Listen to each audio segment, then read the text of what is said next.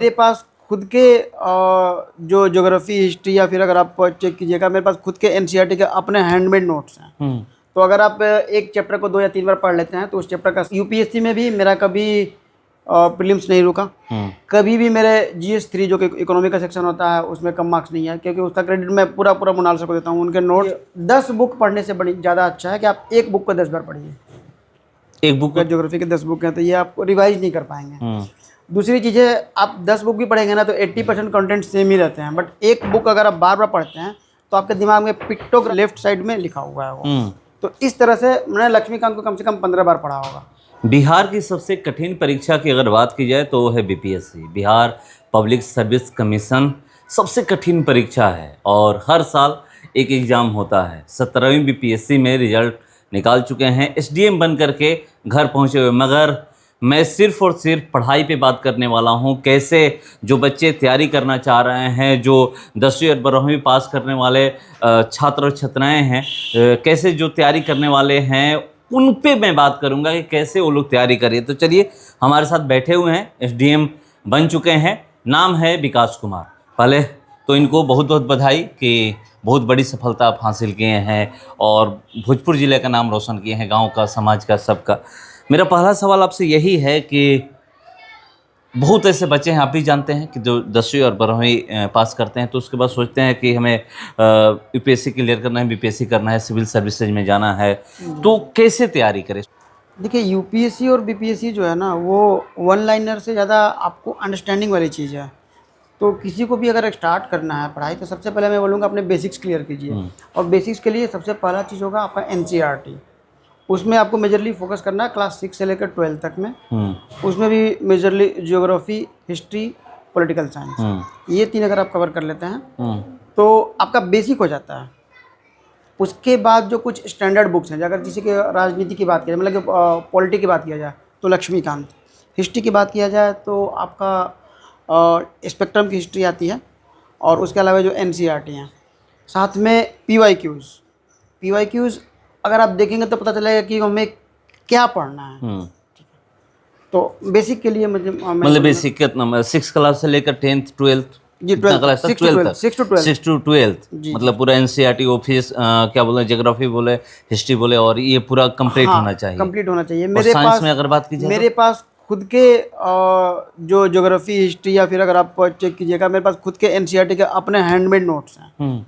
तो अगर आप एक चैप्टर को 2 या 3 बार पढ़ लेते हैं तो उस चैप्टर का समरी आप एक पेज में लिख सकते हैं। तो मेरे लिए एनसीईआरटी को रिवाइज करना 2-3 घंटे में मैं पूरे 6 to 12 के एनसीईआरटी के अलावा और कोई बुक? अब एनसीईआरटी के अलावा आपको एनसीईआरटी केवल बेस बनाता है, जो आपका बिल्डिंग बनेगा उस फाउंडेशन के ऊपर बनेगा। तो उसके लिए आपको जैसे कि लक्ष्मीकांत बहुत ज़रूरी है पॉलिटी में। आर्ट एंड कल्चर के लिए नितिन सिंघानिया जी की एक बुक आती है। इकोनॉमी के लिए मैंने मोनाल सर को फॉलो किया था। यूपीएससी में भी मेरा कभी प्रीलिम्स नहीं रुका। कभी भी मेरे GS3 जो कि इकोनॉमी का सेक्शन होता है उसमें कम मार्क्स नहीं है, क्योंकि उसका क्रेडिट मैं पूरा मोनाल सर को देता हूँ। उनके नोट्स या फिर उनके जो कॉन्सेप्ट क्लियरिंग है उनका काफ़ी बढ़िया है। तो इकोनॉमिक्स के लिए मैं सजेस्ट वही करूँगा। मैंने केवल एक ही सोर्स फॉलो किया था। और एक सजेशन और है कि 10 बुक पढ़ने से बड़ी ज़्यादा अच्छा है कि आप एक बुक को 10 बार पढ़िए। एक बुक को 10 बार? जी। 10 बुक जो लोग पढ़ते हैं क्या भटक जाते हैं या फिर सिलेबस कंप्लीट नहीं हो पाता है? 10 बुक पढ़ने में एक तो पहली बात कि आपका रिवीजन टफ हो जाता है। जब लास्ट में 1 महीने आएगा तो आप सही देखेंगे हिस्ट्री के 10 बुक हैं, पॉलिटी के 10 बुक है, ज्योग्राफी के 10 बुक हैं, तो ये आप रिवाइज नहीं कर पाएंगे। दूसरी चीज़ है, आप 10 बुक भी पढ़ेंगे ना तो 80% कंटेंट सेम ही रहते हैं, बट एक बुक अगर आप बार बार पढ़ते हैं तो आपके दिमाग में पिक्टोग्राफिक मेमोरी बन जाती है। मुझसे अगर पूछ लिया जाए कि लक्ष्मीकांत में ये चीज़ कहाँ लिखा हुआ है, मैं बता सकता हूँ कि पेज के लेफ्ट साइड में लिखा हुआ है वो। तो इस तरह से मैंने लक्ष्मीकांत को कम से कम 15 बार पढ़ा होगा। अच्छी, तो आर्ट्स का हो गया। साइंस का कितना क्या रोल है? साइंस का से कितने क्वेश्चंस आते हैं? पीटी की अगर बात करें या फिर मेंस की बात करें तो?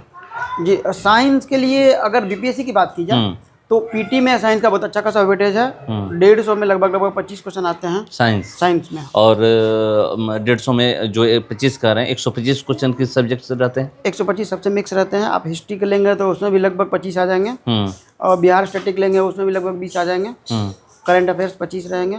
साइंस तो बता ही दिया मैंने, अच्छा, करेंट अफेयर कैसा रहता है, कितने साल का रहता है? करंट अफेयर्स जो बीपीएससी के लिए मेजरली आपको लास्ट 1 ईयर का फोकस करना है। 1.5 साल का नॉलेज रखिए, लास्ट 1 ईयर पर फोकस कीजिए, और जो लास्ट 6 मंथ है उसका कंटिन्यूअस रिवीजन कीजिए। जो 6 मंथ का जो है जी। और यूपीएससी की अगर हम लोग बात करें तो पीटी क्या रहता है, पीटी में कैसे क्वेश्चंस आते हैं, ज़्यादातर किस सब्जेक्ट से पीटी में क्वेश्चन आते हैं यूपीएससी में? जी। मुझे लगता है कि मैं इस क्वेश्चन को आंसर करने के लिए भी I think I am credible enough कि देखिए, जैसे कि मैंने यूपीएससी में 4 अटेम्प्ट लिए, चारों बार मैंने प्रीलिम्स को काफ़ी अच्छे खासे मार्जिन के साथ क्लियर किया है। ठीक है।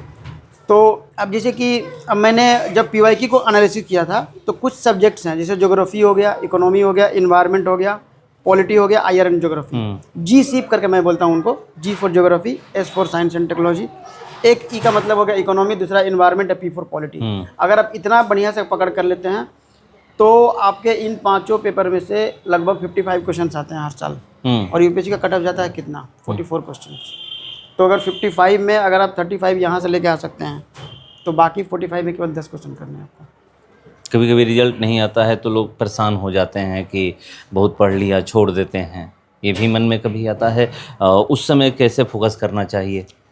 देखिए, ये तो मतलब कि part and parcel of life है कि आप एग्ज़ाम देंगे, फेल होंगे। ठीक है। कभी आप जब बहुत ज़्यादा एक्सपेक्ट कर रहे होंगे तो हो सकता है कि आपका नहीं हो। जैसे कि मैंने बताया कि मैंने लास्ट ईयर यूपीएससी का इंटरव्यू दिया था। टेस्ट सीरीज में मैं ऑल इंडिया रैंक 2, 3, 7, 5 ऐसे ही रहा करता था, बट उसके बाद ही मेरा सिलेक्शन नहीं हुआ था। तो डिमोरलाइज आदमी होता है, बट आपको अपना मोटिवेशन पता होना चाहिए कि मैं क्यों तैयारी कर रहा हूँ। ठीक है। ऐसा नहीं कि वो एक पर्टिकुलर एग्ज़ाम क्लियर नहीं हुआ या 1 साल एक एग्ज़ाम क्लियर नहीं हुआ तो मैं पढ़ाई छोड़ दूंगा, नहीं। ये वो आपका दृढ़ संकल्प, कितने आप डेडिकेटेड हैं, कितने डिवोशन के साथ तैयारी कर रहे हैं, वो डिपेंड करता है। और कुछ मोटिवेशन मतलब कि आपको फैमिली एंड फ्रेंड के सपोर्ट से मिलता है। तो be with your family, be close to your friends.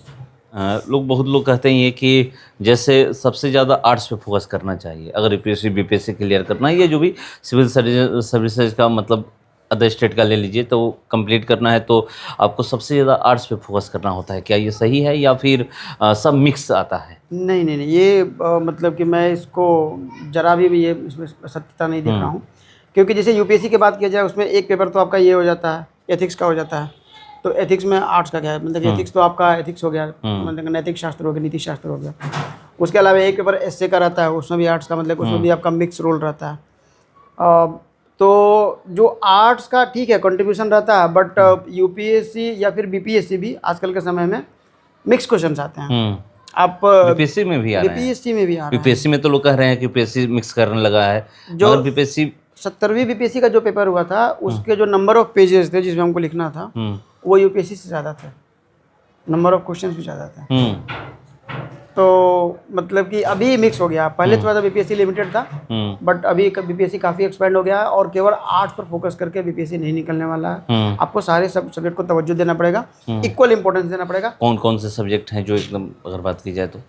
देखिए, अगर बीपीएससी मेंस की बात करें तो आपका जो पेपर 1 है उसमें आर्ट एंड कल्चर आता है, हिस्ट्री आता है पार्ट 1 में, बट पार्ट 2 जो है आपका completely international relations and current affairs रहते हैं। पार्ट 3 जो है डीआई है, जो डाटा इंटरप्रिटेशन होता है, वो पूरे 72 मार्क्स का होता है। अगर आप उस पर फोकस नहीं करेंगे तो आपका रैंक खराब आएगा।